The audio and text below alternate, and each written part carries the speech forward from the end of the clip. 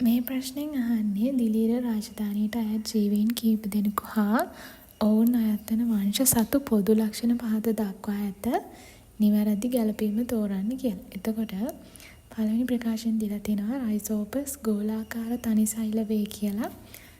රයිසෝපස් අයිති වෙන්නේ සයිගොමයිකෝටාවන්ට. ඒක මේ වගුවේ තියෙනවා. සයිගොමයිකෝටාවන්ට යටතේ රයිසෝපස් තියෙනවා කියලා. අයිති වෙන්නේ සයිගොමයිකෝටාවන්ට. එතකොට මේකේ තියෙන විදිහට එහෙනම් මේ සයිගොමයිකෝටාවන්ට තනි සෛල විදිහට ඒක සෛලික ජීවීන් ඉන්න ඕනේ.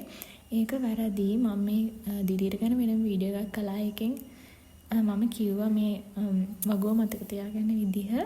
ඒක සෛලික ජීවීන් ඉන්නේ වංශ එකක් අර එකක්. එතකොට වංශ ටික පිළිවෙල ලියා ගන්න ඕන ඔයාලා. කිට්‍රිඩියෝමයිකෝටා, සයිගොමයිකෝටා, ඇස්කොමයිකෝටා, වැසීඩියෝමයිකෝටා කියලා කිට්‍රිඩියෝමයිකෝටාවන්ගේ ඊට පස්සේ සයිගොමයිකෝටාවන් ඇරලා ඇස්කොමයිකෝටාවන්ගෙන් තමයි තනි සෛලේ ඉන්නේ. ඒතකොට ගෝලාකාර තනි සෛලේ ඉන්නේ.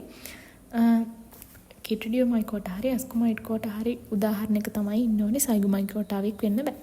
ඒ නිසා ඒක වැරදි. දෙවෙනි ප්‍රකාශයෙන් තියෙනවා මියුක සංසෛලීය සාවාර දිලීර ජාලය වේ කියලා. මියුක අයිති වෙන්නේ සයිගොමයිකෝටාවන්ටම තමයි. එයා සංසෛලික කියන එක හරි. හැබැයි සාවාර වෙන්නේ නැහැ. මොකද සංසෛලික නම් නිරාවාර වෙන්න ඕනේ. ආවාර නැහැ කියන තැනට යන්න ඕනේ. තුන්වෙනි ප්‍රකාශය තියෙනවා බෝලහතු ද්විනෂ්ටික ආවාර සහිත සූත්‍රිකාවේ කියලා. ඒක හරියටම හරි. එයාගේ සූත්‍රිකාවේ විශේෂත්වයක් ඒක. මේ තියෙන්නේ බෝලහතු අයිති වෙන්නේ බෝලහතු, රාක්හතු, ඇගරිකස් අයිති වෙන්නේ බැසිඩියෝමයිකෝටාවන්ට. බැසිඩියෝමයිකෝටාවන්ගේ සූත්‍රිකාවේ තියෙන විශේෂත්වයක් තමයි මම ඇඳලා තියෙන්නේ රතුයි නිලුයි න්‍යෂ්ටි ද්විනෂ්ටික වීම සහ ආවාර තියෙනවා. බහුසෛලික සූත්‍රිකාව විදිහට තමයි හඳුන්වන්නේ. එතකොට ඒක හරි.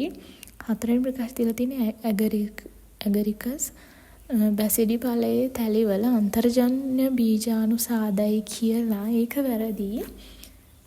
අපි කියොත් බැසිඩියෝමයිකෝටාවන්ගේ කොහොමද බීජාණු තියෙන්නේ කියලා මෙන්න මේ විදිහට තමයි තියෙන්නේ.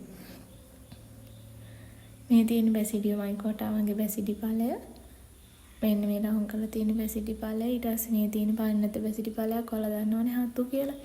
ඒකේ තැලි තියෙනවා, මෙහි මීරි තියෙනවා. ඒ වල තමයි තියෙන්නේ බීජාණු. එතකොට මේ බීජාණු තියෙන්නේ මෙන්න මේ විදිහට.